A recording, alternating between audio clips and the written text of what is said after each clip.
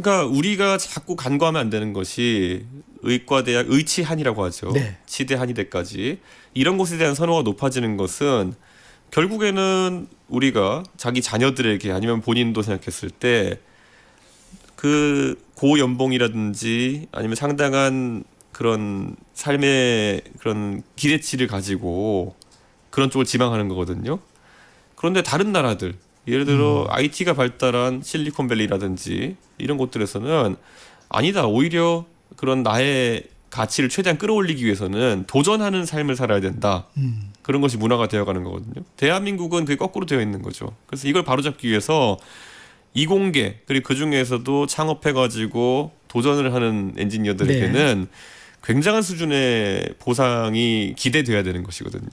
저는 그런 문화를 만들어내는 것이 중요하다 이런 생각을 합니다. 예전에 한 90년대만 본다 하더라도요. 서울대 물리학과, 서울대 컴퓨터공학과 이런 곳들이 의대보다 입시 점수가 높았던 시절도 있습니다. 그렇죠. 네. 그런데 그렇게 해서 90년대 IT 붐이 일어났던 것이죠. 그런데 그 뒤로부터 IMF를 겪으면서 의대 열풍이 불게 되고 안정적 고소득을 추구하는 사람들이 늘어나게 된 건데 이 사람의 어떤 본성을 간과하면 안 됩니다. 결국 IT 쪽에서 아니면은 여러 벤처 창업하는 곳에서 더 많은 소득이 기대된다. 이랬을 때 인재가 그쪽으로 가는 거거든요. 그런데 창업이나 도전 정신을 강조하지만 사실은 실패의 두려움이 크거든요. 그런 부분에 대해서 좀 정책이나 이런 부분에서 역할을 할 수는 없을까요? 저는 실패의 리스크가 크다라는 얘기를 하게 되는데요. 이게 다른 나라와 좀 차이가 있는 게요. 우리나라는 이제 사회 진입 연령을 거의 군대도 갔다 오고 26, 27대 살 때처럼 찾는 경우가 있거든요. 네. 근데 다른 나라 같은 경우에는 20대 초반에 대학을 졸업하자마자 바로 창업을 하는 경우도 있고 대학교 다니면서 창업하는 경우도 있고 그렇게 되면은 재도전의 기회라는 것이 더 여러 번 열릴 수 있는 것이거든요. 도전의 횟수, 시행 횟수가 증가하게 되면은 결국 최종적으로 실패할 확률도 줄어드는 것인데 우리나라는 지금 보면 재수에 삼수에 어쨌든 학벌을 확보해야 된다. 거기다 군대 갔다 와야 된다. 그다음에 또 나중에 또 휴학하고 또 자기 개발해야 된다. 이런 것 때문에 그 진출 연령이 늦어지는 것. 이걸 개선할 필요가 있다. 그런 부분을 바라보겠습니다. 과학기술 분야 강조하시고 있는데 지금 반도체 특별법 예. 국회 문턱도 지금 넘지 못하고 있습니다. 이 주 52시간제 예외 적용 이 부분이 좀 걸림돌 같은데 어떻습니까? 저는 반도체에 있어서 우리 국민들이 충격받은 것이 뭐 다른 부분 파운드리나 이런 건 몰라도 메모리 반도체 영역에 있어서는 대한민국이 항상 앞서가고 그중에 특히 삼성전자가 리딩 기업이라 생각했는데 그렇죠. 이번에 기술 경쟁에서 뭐 국내 기업인 SK하이닉스나 아니면 마이크론 같은 미국 기업에도 좀 뒤처지는 것이 아니냐 이런 우려가 있고 그런데 그 원인을 찾다 보니까 52시간 근로제 때문 아니야? 이런 인식이 지금 여의도 바닥에 팽배해 있어요. 네.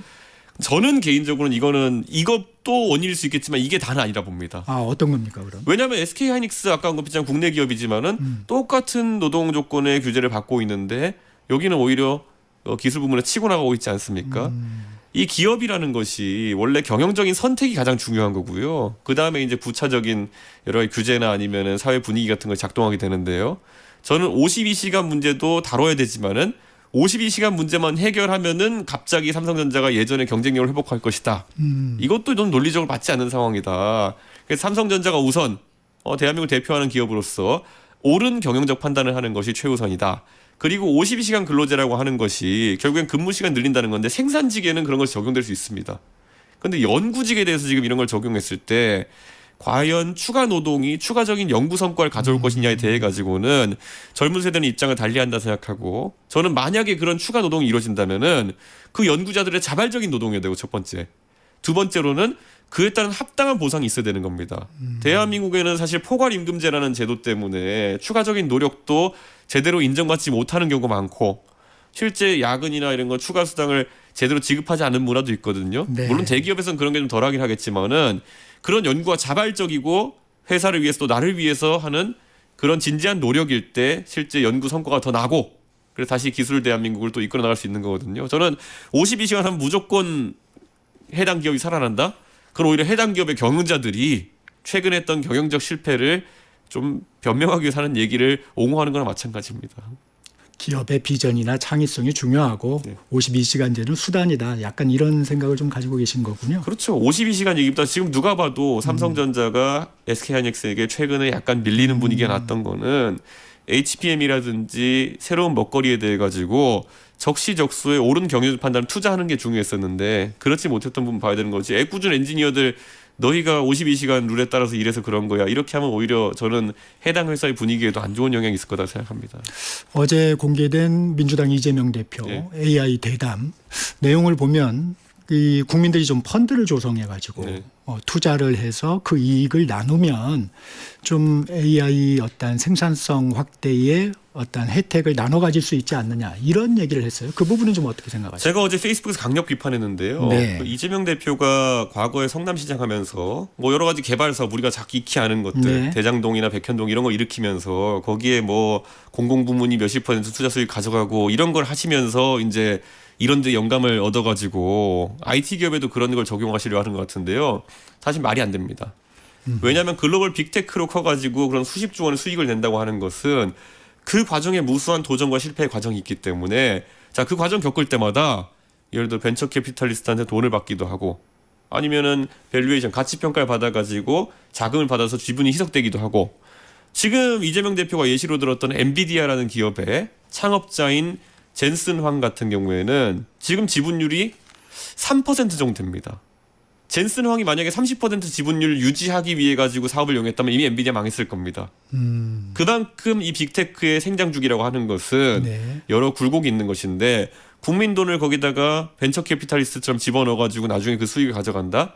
그 돈을 넣는 순간 그 기업은 빅테크가 될 수 없는 것이고 빅테크가 됐을 때 수익 분배를 30%씩 받는다.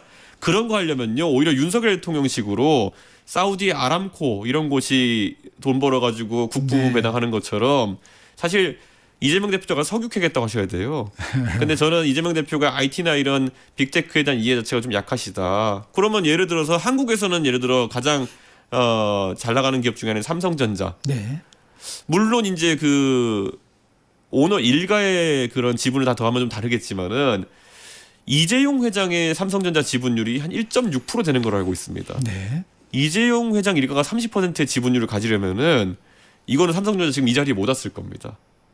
그러니까 저는 이 주식회사와 그리고 빅테크에 대한 이해가 전혀 없는 이재명 대표가 대장동과 화천대유 뭐 이런 거에 공용식 개발의 아이디어를 접목해서 이걸 경제 대안으로 내놓는다고 하는 거는 우려스럽습니다. 그죠?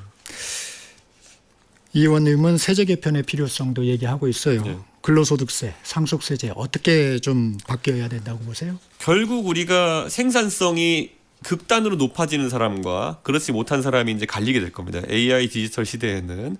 그랬을 때 물론 그 격차가 과다한 것도 좋지 않지만 내가 어쨌든 더 일할 수 있는 사람이면 최대한의 창의를 가지고 더 일할 수 있는 분위기를 만드는 것도 대한민국 국가 전체 생산성을 위한 중요하거든요. 네. 흔히 얘기하는 한 사람의 천재가 100만 명을 먹여 살린다 이론이 적용될 수 있는 거예요. 그런데 그 한 사람의 천재가 내가 지금 좀 더 일하면은 국민연금에 그다음에 뭐 4대 보험에 뭐 다 해가지고 소득세까지 해서 내가 추가 생산하는 부분에 50% 이상을 내가 아닌 다른 사람이 가져간다 생각하면은 이제 고민한다고요.